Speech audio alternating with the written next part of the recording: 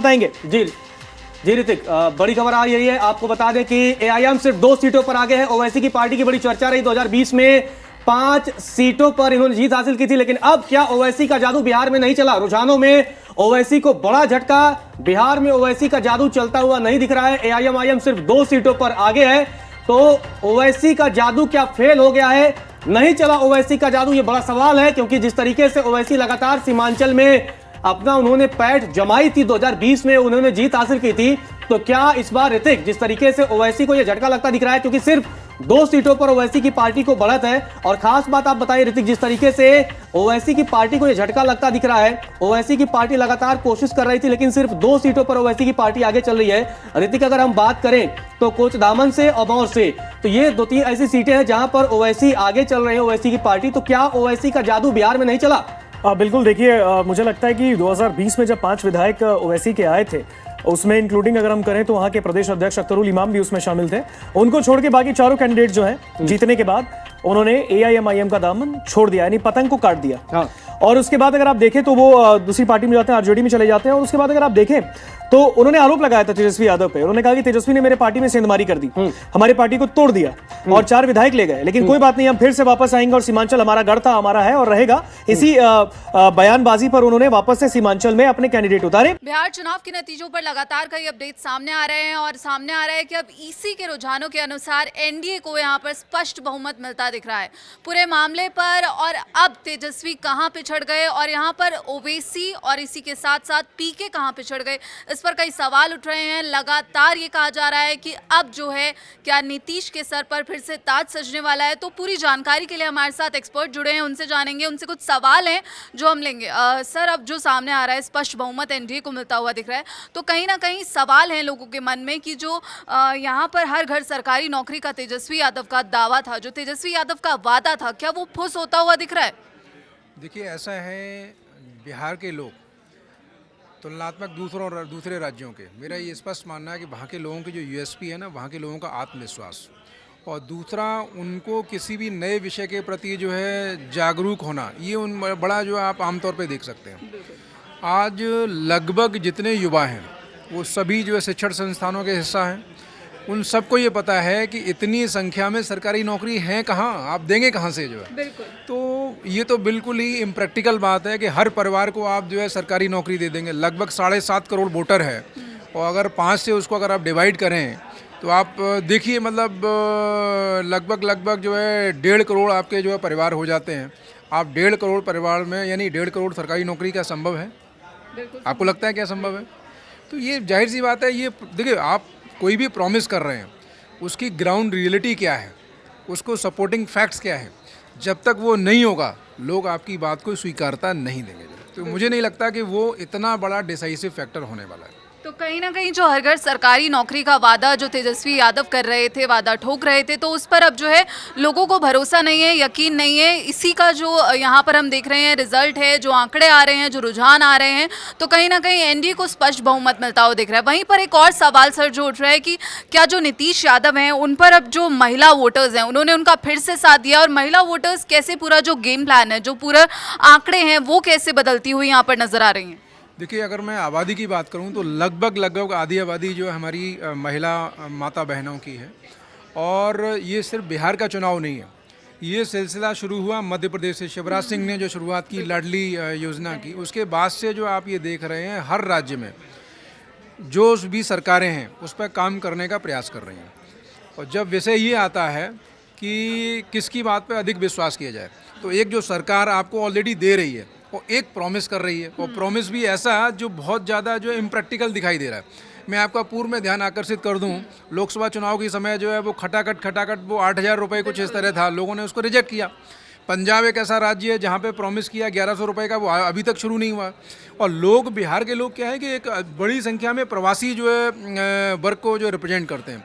बिहार के लोग हर परिवार से लगभग जो है, जो सामान्य परिवार है, मध्यम वर्गीय परिवार है, उसका कोई ना कोई व्यक्ति, चाहे वो पंजाब में या किसी अन्य राज्य में वो काम के लिए बाहर गया हुआ है, तो उसको पता है कि लोगों ने प्रॉमिस किस तरह किया, अगर उनको मौका भी मिला तो कहाँ तक उन्होंने उसको एग्जीक्यूशन में, अमल में लाने का प्रयास किया। तो मुझे ये लगता है कि जो एग्जिस्टिंग गवर्नमेंट है, जो ऑलरेडी एक सपोर्ट दे रही है, तो लोगों महिलाओं ने उस पर अधिक विश्वास किया है तुलनात्मक जिन्होंने ये वादा किया कि हम आए तो हम ऐसा करेंगे। हाँ, और कहीं ना कहीं सर यहाँ पर जो वुमेन सेफ्टी का मुद्दा है वो भी उठता हुआ दिख रहा था, जो जंगल राज है और यहाँ पर रोजगार, तो यानी जंगल राज वर्सेस रोजगार के मुद्दे पर क्या जो वोट डाला गया है तो लोगों ने अब जो है रोजगार को हटाकर यहाँ पर अपनी जो सेफ्टी है, जो उनकी सुरक्षा है, उसको ज़्यादा तवज्जो दी है। बहुत ही इंटरेस्टिंग प्रश्न है ये बेसिक और ये थंब रूल है कि कोई भी इन्वेस्टर आपके स्टेट में तब अट्रैक्ट होके आएगा जब उसको प्राइमा फिसाई वहाँ इंफ्रास्ट्रक्चर और लॉ एंड ऑर्डर, सबसे पहले लॉ एंड ऑर्डर, अगर लॉ एंड ऑर्डर नहीं होगा तो वहाँ के जो एम्प्लॉई हैं उनकी सिक्योरिटी कैसे इस्टेब्लिश होगी। मान लीजिए आप जो है इस संस्थान में काम कर रहे हैं, शाम को घर जाते वक्त अगर आपको चुनौती मिल जाए कोई भी, तो आपके परिवार के लोग सोचेंगे, आपको ऑफिस भेजने से पहले 10 बार सोचेंगे कि आपको जाना चाहिए नहीं जाना चाहिए। तो सिक्योरिटी तो हमेशा से ही प्राइमरी कंसर्न है ही, जिसको लगभग 20 वर्ष के बाद अगर जो है डेटास की बात करें तो उसमें एक अच्छे जो है उस पर स्केल पे जो है चेंज देखने को मिला है। तो वो कहीं ना कहीं दिमाग में है। और एक बड़ा इम्पॉर्टेंट फैक्टर कि जो जिनको ये लोग बोलते थे शौचालय की जो बात करते थे, एक्चुअल में जो है वो इज्जत घर जो है बन के दिखे। शाम को हमारे ग्रामीण क्षेत्रों में माँ बहनें जो है जब कोई यातायात का वाहन निकलता था तो शौच करते वक्त उनको खड़ा होना पड़ता था। मतलब हम सोचिए, मतलब आज़ादी के बाद जो है इस स्थिति में जी रहे थे। जो लोगों ने बड़ा उपहास किया उस समय उस योजना का, लेकिन एक बड़ी संख्या में जब डिलीवरी हुई तो उन माता बहनों के दिमाग में ये रहा कि ये ऐसा फैक्टर जो बहुत पहले एड्रेस होना चाहिए था, जिस सरकार ने किया है हमें उसका साथ देना चाहिए। बिल्कुल, तो कहीं ना कहीं यहाँ पर हमने देखा कि जो इंफ्रास्ट्रक्चर है, जो महिलाओं की सुरक्षा है और जो पूरे जो प्रदेश का लॉ एंड ऑर्डर है उसको लेकर अब जो है वोट डाला गया है। लेकिन जो विपक्ष है वो लगातार जो मुद्दा है रोजगार का मुद्दा उठाता रहा, लगातार कई वादे किए गए, महिलाओं को जो है कुछ पैसे देने का भी वादा किया गया और इसी के साथ साथ हर घर सरकारी नौकरी देने का भी वादा किया गया। लेकिन जो वहाँ पर लोग हैं वो अब कहीं ना कहीं जो है अपनी सेफ्टी को लेकर वोट डालते हुए नजर आ रहे हैं, क्योंकि रुझानों के अनुसार तो ये साफ है। लेकिन सर एक और मुद्दा जो लगातार बिहार की राजनीति में हमने देखा उठता हुआ वो है कि राहुल गांधी जो लगातार वोट चोरी के आरोप लगाते हुए नजर आए, उन्होंने चुनाव आयोग को भी घेरा, इसी के साथ साथ कई पार्टियों को भी घेरा, बीजेपी पर सीधा उन्होंने हमला बोला, नीतीश सरकार पर हमला बोला। तो क्या राहुल गांधी के जो वोट चोरी के आरोप थे, जो दावे थे, वो यहाँ पर अब फुस होते हुए नजर आ रहे हैं? ये ऐसा विषय है, बड़ा ही चिंता का विषय है। कोई भी राजनेता और वो भी सबसे बड़ी ग्रैंड ओल्ड पार्टी का सबसे बड़ा नेता अगर इस तरह के एलिगेशंस लेके आता है जो कि मतलब जो कहीं धरातल पे एग्जिस्ट नहीं कर रहे, मेरा एक बड़ा बुनियादी प्रश्न है कि यदि मान लीजिए आपको कोई समस्या खड़ी होती है तो जिस संस्थान को लेके, जिस विषय को लेके आपको जाना कहाँ होता है, संबंधित अथॉरिटी को जाके लिखित में शिकायत देनी होती है। आज तक क्या राहुल गांधी ने चुनाव आयोग ये एफिडेविट की डिमांड कर रहा था? यदि आपको लगता है कि मेरे जो एलिगेशंस ठीक हैं, उनके सपोर्टिंग फैक्ट्स हैं, आज तक आप क्यों नहीं गए?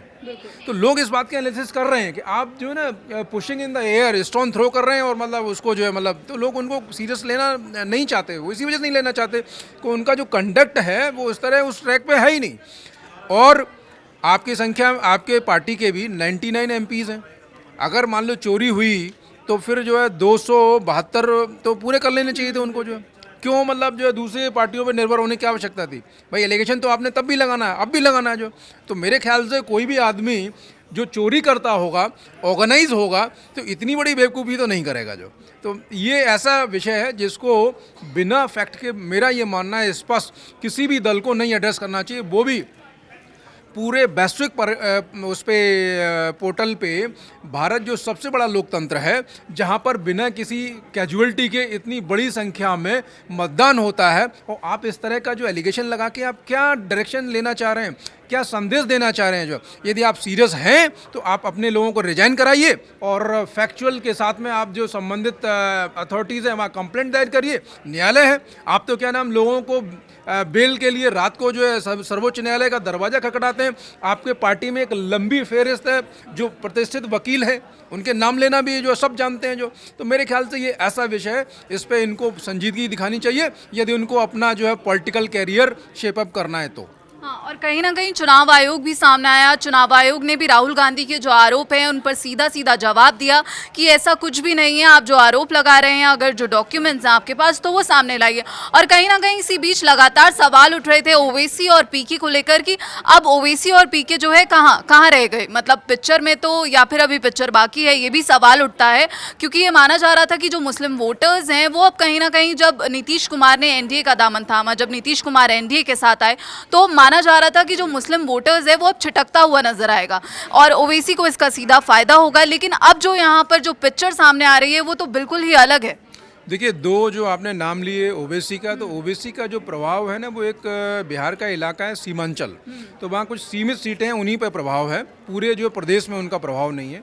तो उनमें हो सकता है 10 से 12 सीट पे उनके प्रत्याशी कुछ साइजेबल जो है वोट ले जाएं, तो क्लोज फाइट हो जाए, वो एक संभावना हो सकती है। पूरे प्रदेश में ओबीसी का कोई इम्पैक्ट आने वाला है वो नहीं आएगा। वो इसलिए नहीं आएगा क्योंकि मुस्लिम मतदाता का जो आकलन का आधार रहता है कि हम उस प्रत्याशी के पक्ष में मतदान करेंगे जो भाजपा को हराने में सक्षम हो, ये मतलब जनरल माइंडसेट है। दूसरा आपने नाम लिया प्रशांत किशोर का, जो एक बड़े चुनावी रणनीतिकार रहे हैं, उनका पास का एक अच्छा ट्रैक रिकॉर्ड रहा है। उन्होंने लगातार 3 वर्ष जो है ना, जिस तरह से ग्राउंड पे हार्ड वर्क किया है, तो मेरा ये मानना है जो हमारा जो भारतीय समाज है वो स्वभाव से जो है ना प्रोएक्टिव नहीं है, वो रिएक्टिव है। अब मैं इसको एब्सोल्यूट न कह के मैं मेजॉरिटी की बात कर रहा हूँ। तो अभी उनको जो है काफ़ी विधानसभाओं में वोट तो मिलेगा, लेकिन वो इतना नहीं होगा कि डिसाइसिव होकर वो जीत के करीब पहुंच पाए। लेकिन यदि प्रशांत किशोर लगातार अगले 5 वर्ष जो सड़क पर रहते हैं और काम करते हैं, तो मैं इतना जरूर कह सकता हूं कि आने वाले समय में वो बड़े विपक्ष की भूमिका में जो आपको देखने को मिल सकते हैं। उसमें समय लगेगा, इतना जल्दी होना जो है संभव नहीं दिखता है। तो कहीं ना कहीं ये कह सकते हैं कि बिहार चुनाव के जो नतीजे सामने आ रहे हैं उसमें जो फैक्टर कहा जा रहा था कि ओवैसी, हो सकता है कि ओवैसी का जो प्रभाव है वो पड़ता हुआ नजर आ सकता है, लेकिन तो अब ओवैसी और पीके जो है इस पिक्चर में नजर नहीं आ रहे हैं। ऐसा तो नहीं कहेंगे, वो इस वजह से नहीं कहेंगे कि जो कि अभी मेरे ख्याल से जो है 11 बजने वाले हैं, 3-4 राउंड की काउंटिंग हुई होगी और आमतौर पे 15 से अधिक जो राउंड होने ही हैं जो है। तो जब जिस तरह से बिहार का जो परिवेश है, ग्रामीण परिवेश है, जहाँ पर जो सोशल मीडिया या तमाम एजेंसीज नहीं पहुँच पाते हैं, पोलस्टर्स जो तमाम एग्जिट पोल या जो प्री पोल करते हैं, तो मेरा ये मानना है कि हमें अंतिम राउंड का इंतजार करने की आवश्यकता है।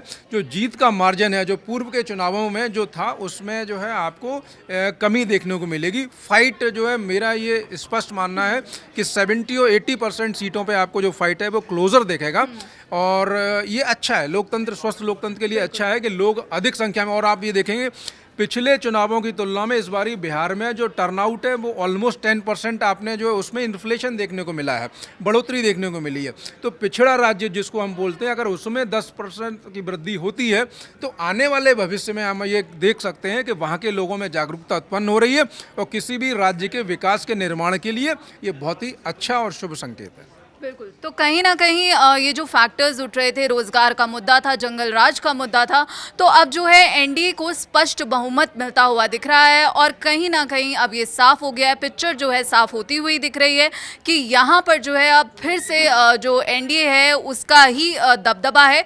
तो अब बाकी फाइनल आंकड़ों का इंतजार रहेगा। बाकी आप बिहार चुनाव के नतीजों के पल पल के अपडेट्स के लिए बने रहिए दैनिक जागरण के साथ। शुक्रिया सर आपका हमारे साथ जुड़ने के लिए।